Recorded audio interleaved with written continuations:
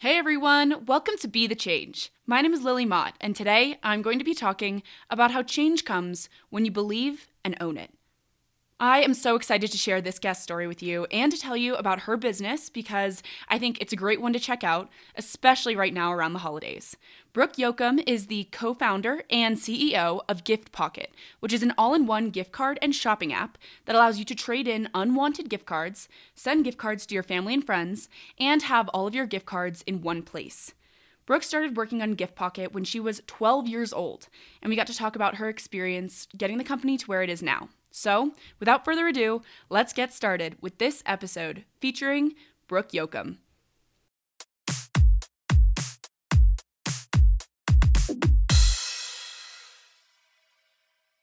Hi, I'm Brooke Yoakam, and I'm the co-founder and CEO of Gift Pocket. I am currently 20 years old, and I started working on Gift Pocket when I was 12 years old. I am from Columbus, Ohio, and I promise you it's way more than just farmland, and it's a lot more fun. But I'm currently here in Boston and really just trying to reinvent loyalty through gift cards. And so I started Gift Pocket when I was 12, and it started from the idea that I would always get gift cards to stores that I would never shop at. Every single Christmas, my grandfather was giving me gift cards to Banana Republic, and I was 12 at the time. So I was like, Grandpa, I want a Target gift card. It's so simple. I just want to go buy some toys and candy. And he never seemed to listen to me. And I was like, this should be so simple. And I always didn't have my gift cards with me. I always had my phone.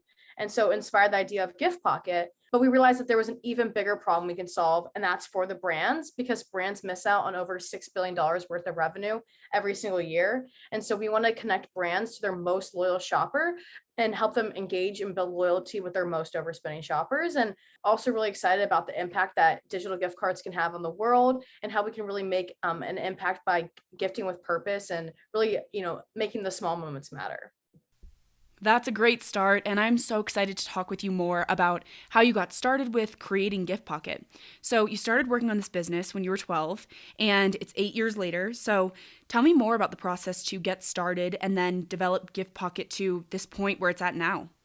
For sure. No, it's I think it is I didn't realize how hard it was going to be a founder, because when I was 12 years old, I participated in the Young Entrepreneurs Academy, and they're like, what's a problem you think you can solve? And I'm like, hell yeah, I can, solve this gift card problem. It's so easy. All your gift cards on your phone, pay with them, send them. Well, lo and behold, we were building a fintech platform and needed four key partnerships to build our app on top of getting it developed. Had no idea what computer science was. And so luckily I became an engaged client with Rev One Ventures. And so I spent 2 years wireframing, doing market research. And then I had to sit down with developers, develop the app. And then once the app was developed, we had to get four key partnerships. And the hardest thing about the gift card industry is it's a legacy industry, and 500 people manage $221 billion industry. Now I'm very fortunate that I've met a lot of the people and have felt really accepted into the industry, but it takes a lot of time, especially being so young, and COVID didn't help. But I think that's the one thing that is really overlooked by young founders is we don't have any of those connections. We have to open every single door for ourselves, and it takes a lot longer for us because we don't know what we're doing. Now I know, but I did not know when I first started. I think that's so true, and that's such a good point that you're just going in blind and you're kind of figuring it out along the way. So, do you think that you've received support and encouragement as well from professionals in the industry? I'd imagine there are so many challenges with asking for help and finding people who are willing to help you when you're first starting out. But do you think that you have been able to find people who have offered that support and that guidance to you? Well, I'll first start with there's always challenges and that always come up. But yeah, no, I was very fortunate when I participated in a Young Entrepreneurs Academy. At the end, there was Rev One Ventures, which is a venture capital incubator in Columbus, Ohio, and I became an engaged client with them. And there was Mike Blackwell. He helped with the creation of GIFs, the moving images, and AOL.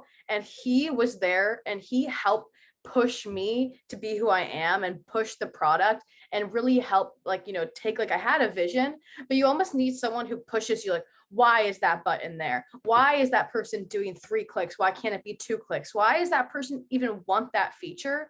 And so he really pushed me, and he was a really awesome mentor at that stage of building the business. But I think that one of the big misconceptions is like, he's still my mentor today, but you always need more mentors and more people alongside you, because there's different phases of the business, different types of things. As we evolve into a marketplace, we evolve working with more brands, and we're also going to be working with nonprofits. I'm very fortunate. I'm in Techstars, and so I just got 6 awesome mentors, and they're all super helpful in all different ways, but they wouldn't have been helpful 4 years ago because we're not at the stage we're at. So I think that's also something that, like, even though I've been building Gift Pocket for almost 8 years now, I still need help. I'm still learning so much new. And I think it's very naive of anyone to think that they couldn't use advice all the way, but don't always take advice as, like the end all be all. I think that's great advice, especially with the shifting of mentors and how there can be different people that help you at different stages, but they can also stick with you. I would also love to know more about the actual Gift Pocket app itself.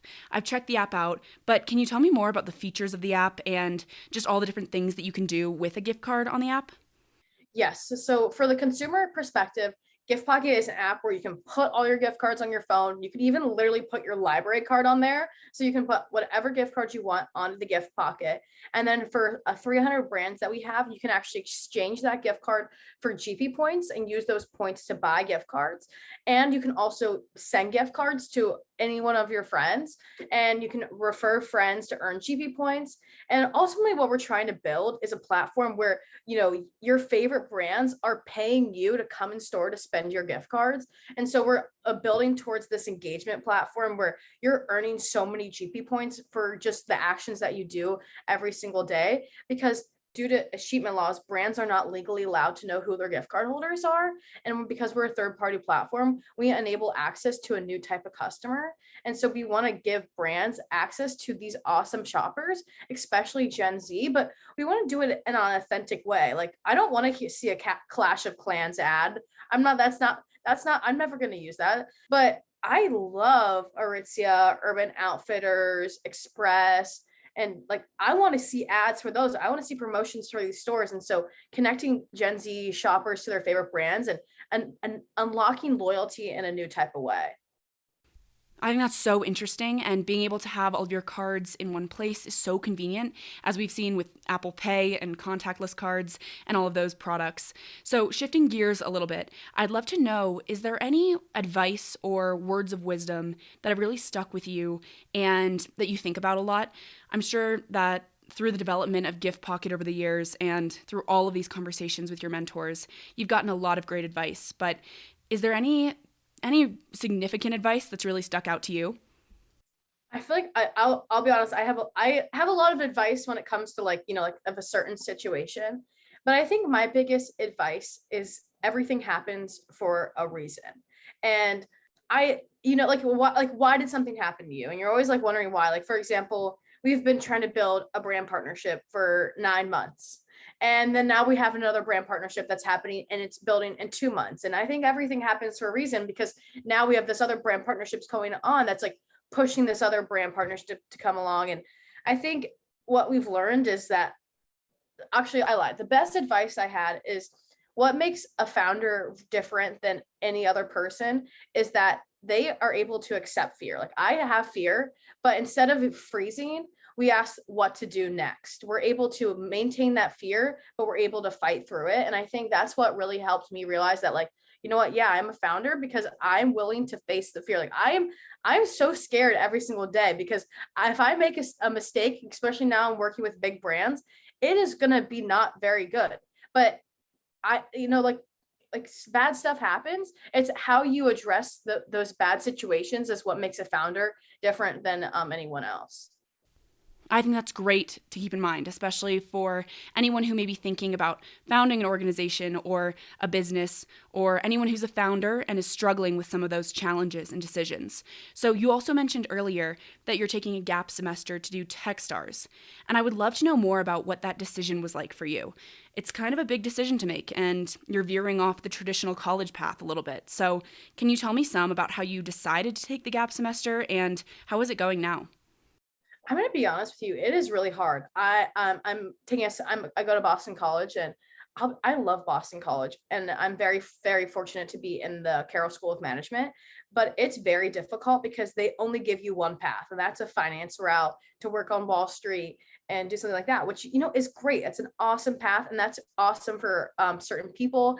But that's not my path. My path does not have a defined path. There's literally, I know one path for a founder or for anyone in the tech world, really. And it's been super difficult for me because I see all my friends going to get their internships. They get this job this summer, then they have a job after college. And it's been very difficult. But I think the thing is kind of like everything happens for a reason. Like I got into Techstars, and like that was my sign that I wasn't supposed to be on that path that everyone goes down, which it is okay. Like my friend, she loves working in corporate, and it makes her so happy. So it's like, do what makes you happy. But I realize I love being in a position where I'm creative and I can make more decisions and have more control. And so understanding that, I think the also important thing is like 2 years after college, everyone has their quarter life crisis because they hate their job typically. And I had my quarter life crisis this year. So I think it all happens for a reason. But I think if you're going to take a semester off or a year off, like do really understand the decision you're making. And like I took summer classes and really to stay up because college is expensive. Like my parents are paying a lot for me to go to college, and I don't want that to go to waste. So I do want to eventually get my degree. But if you're getting pulled out by such really cool opportunities, understand that. And I mean, also I really like my friends. So understanding like, your friendships and like if these are real genuine friendships or not. But there's a lot of factors that come in play, and like it eats me up at night, I won't lie, but I think doing what's best for you will always work out in the end. I love that advice, and I think it's completely true that you can take that risk, and not everyone's path is the traditional one. So I'm going to ask for a little bit more advice now. Lots of young people, especially college students and high school students, want to create change, but they may not know where to get started. Do you have any advice for those people who may be listening? I think the thing is if you believe in something, then own it and talk to people about it. So last year, I was very disappointed because my school had no women venture capitalists come in first semester. And so I was really disappointed by the lack of diversity in that. And I noticed that none of my friends wanted to become venture capitalists, but a lot more males did because they didn't see someone who looked like them in that position. And so I went and talked to the head of entrepreneurship because I was like, this is unacceptable that we have that. And I know a lot of people are not comfortable to go talk to the head of entrepreneurship. And so start talking to your friends. And I think sometimes maybe see if other people believe in you and like getting people behind your back, because if you have other people that agree with you, and you don't need 10, 20, you just need one or two people, and start small. Maybe you start your own group, or start engaging with more people on Twitter, or maybe making a Discord chat, or maybe start making TikToks, or maybe start posting about Instagram. But I will say the one thing that I think is important is if you believe in what is the issue or the change you want to make, own it and like start to make small change. I will say, like, I really want to make more representation about women venture capitalists. There's a huge issue. Only 3% of women founders get venture capital funding. And the issue is, obviously the discrimination, but also because there isn't a lot of women founders. There isn't a lot of women VCs. And so we get more women founders, we get more women VCs, there'll be way more representation, and that 3% hopefully will get up. And so I really wanted to make changing the 3% speaker series at Boston College, but I'm so busy, I don't have the time for it.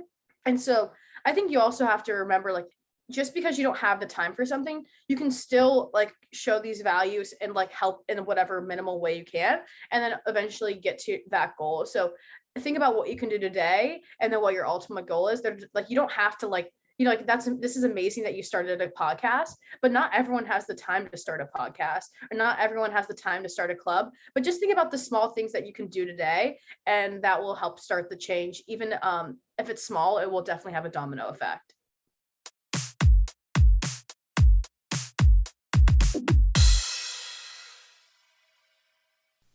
I really enjoyed talking with Brooke, and I think the Gift Pocket app is a great product to check out.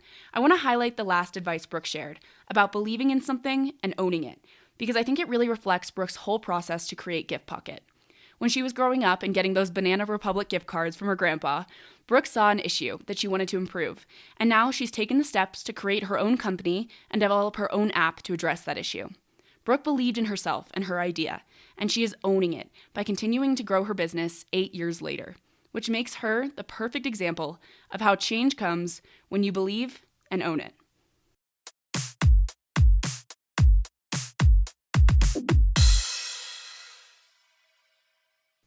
Thank you so much for listening to this episode, and you can find Brooke on Instagram at Brooke Yoakam to get connected with her.